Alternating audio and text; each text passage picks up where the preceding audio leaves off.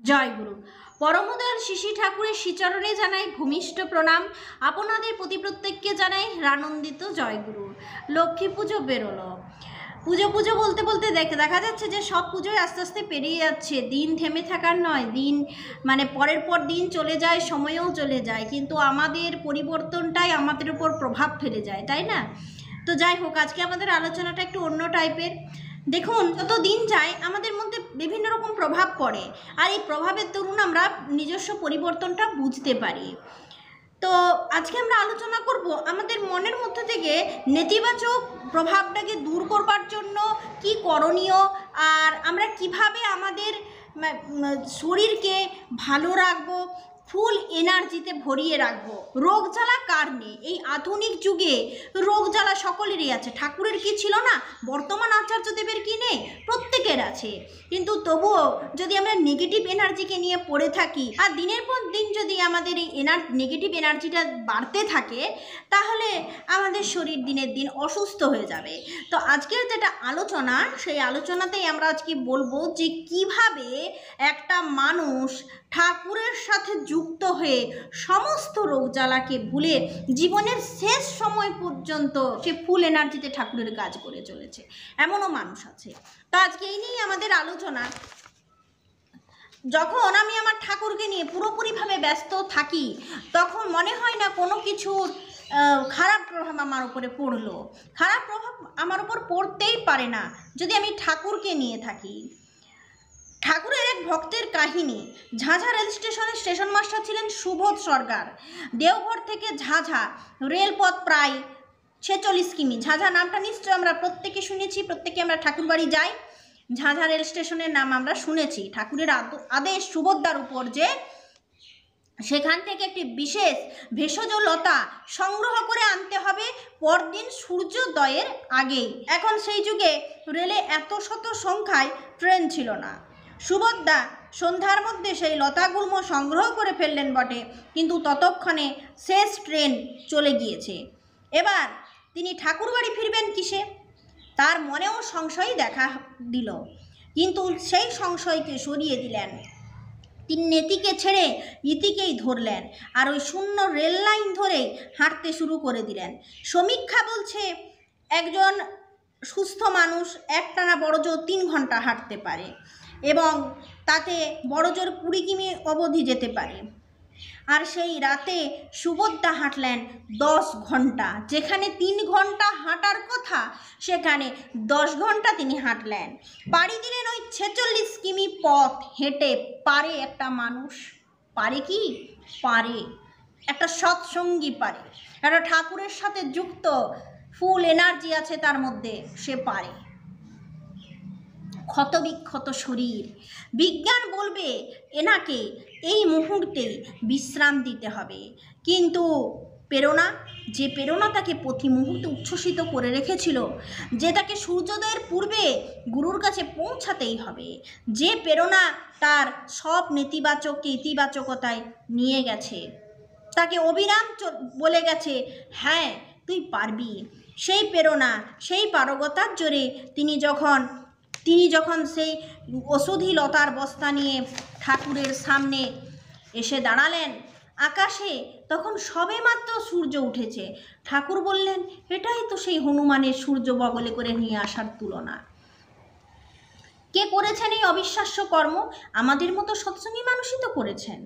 প্রত্যেকেই আমরা সেই ইতিবাচকের সঙ্গে মধ্যেই তো থাকতে চাই, আর তাকেই তো বলে সৎসঙ্গ। আমরা সেই সতে অচ্যুতভাবে সংলগ্ন থাকব, আর চেষ্টা করে যাব কেউ দীক্ষা দিতে পারছে কি পারছেন না সেটা বড় কথা নয়, তিনি নিরন্তর চেষ্টা করছেন কি না বড় কথা সেইটাই। দীক্ষাপত্রের কাজ যেখানে হচ্ছে সেখানে তো যাজনই হচ্ছে, তাহলে সেখানে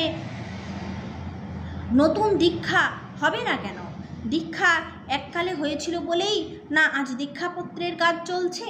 তাহলে এটাই তো কর্মীদের ফান্ডামেন্টাল ওয়ার্ক, ঠাকুর যেমন বলেছেন। আরও আপনাদের ঘটনা শোনাচ্ছি। যারা আজ বৃদ্ধ হয়েছেন, হতেই পারে যে তারা হয়তো কিছু কম কাজ করলেন, আবার এমনও হয়েছে আমার কাছে এসেছেন ঠাকুরের একজন ঋত্বিক, যার বয়স 100 বছর। আমার কাছে মানে এখানে পুরো ঘটনাটা বলছেন বর্তমান আচার্যদেব। তো আমার কাছে এসেছেন ঠাকুর একজন ঋত্বিক, যার বয়স 100 বছর। তার 2 পায়ের আর চলার সামর্থ্য নেই, মানে পাগুলোও অচল হয়ে গেছে, বয়সটাও এগিয়ে গেছে, যাচ্ছে দিন যাচ্ছে মৃত্যুর দিকে। তার 2 পায়ের আর চলার সামর্থ্য নেই। তিনি আমাকে বলছেন, দাদা আমি আর পাচ্ছি না। আমি তার সংশয় উড়িয়ে দিয়ে বললাম, আপনি রামায়ণ পড়েননি? কুম্ভকর্ণের সঙ্গে রামচন্দ্রের যুদ্ধ হচ্ছে, রাম কুম্ভকর্ণের হাত পা সমস্ত কেটে দিয়েছেন, তারপরেও সে গড়িয়ে গড়িয়ে এগোচ্ছে রামচন্দ্রকে ধরবে বলে। তাহলে শয়তান যদি তার লক্ষ্যে এসে অবিচল থাকতে পারে, তবে আপনি কেন পারবেন না? সেই প্রবীণ ঋত্বিক তখন কি করলেন?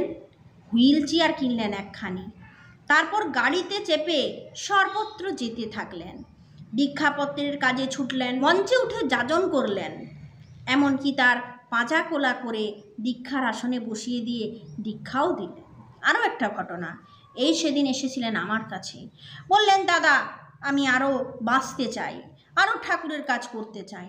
এদের থামানোই যাচ্ছে না, এত এনার্জি হয়ে গেছে ঠাকুরের কাজ করে করে। এরা চাইছে যে আমরা আরও এগোই, আরও আমরা ঠাকুরের কাজ করব। মরতে বসেছে, তাও দীক্ষা দিচ্ছে। বুঝতে পেরেছেন কি এনার্জিটা, কি পাওয়া যায় ঠাকুরের কাছে? আর আমরা কি করছি? জানি না, পারবো না, হয় না, কি হবে করে নানা রকম কথা বলতে থাকি। এই কথাগুলো একদমই কিন্তু বলতে নেই, পুরোপুরি নিষেধ। এগুলো বললে মনে কোনো ইতিবাচক প্রভাব আসবে না, এমনকি যে কাজটা করছেন সেটাও পণ্ড হয়ে যাবে। তো এই যে 100 বছরের যে ঋত্বিক, তিনিও কাজ করছেন। আরেকটা ঘটনা শোনালাম, হুইল চেয়ারে কিনে হুইল চেয়ারে বসে বসে গাড়ি করে যাচ্ছেন ঠাকুরের কাজে। এদের থামানো যাচ্ছে না। তাহলে কেন থামানো যাচ্ছে না? কারণ হচ্ছে ঠাকুরের সঙ্গে সেই সব মানুষের প্রেমটা প্রচুর বেড়ে গেছে। এদের প্রেম এক উচ্চ বিন্দুতে আটকে আছে যে এদের নিজেদের শরীর নিয়ে ভাবনাই নেই, চলে যাওয়ার তাড়াও নেই। যতদিন আছেন ঠাকুরের কাজ দেখে যাবেন, এমনই তেজ। আর এই সবাই আমরা যারা উপস্থিত আছি, আমাদের কারো তো 100 বছর হয়ে যায়নি, আচার্যদেব বলছেন তার ভক্তদের। আমরা পারি না? রামচন্দ্রের সেতু বন্ধনের কাজে মানে কাঠবেড়ালি যদি ঝাঁপিয়ে পড়ে কয়েক কণা বাণী যোগান দিয়ে অমর হয়ে যেতে পারে, তাহলে আমরা পারি না? আমরা ঠাকুরের সঙ্গেই থাকবো, আমরা তার সঙ্গেই চলবো। পারলে পারবো, না পারলে নাই পারবো, কিন্তু আমাদের চলা থামবে না, আমাদের বলা থামবে না। তাকাবোই না নিজের শরীরের অশক্ততার দিকে, মানসিক দোদুল্যমানতার দিকে তাকানোর আমার দরকার কি? আমরা শুধু একবার ঝাঁপিয়ে পড়ি। তাহলে বুঝলেন তো যে ঠাকুরের সঙ্গে থাকার গুণাগুণটা কি? আপনি যদি ঠাকুরকে ভালোবাসেন, আপনি যদি ঠাকুরের কাজ করেন, আপনার মনে যত নেগেটিভ এনার্জি আছে সব দূর হয়ে যাবে।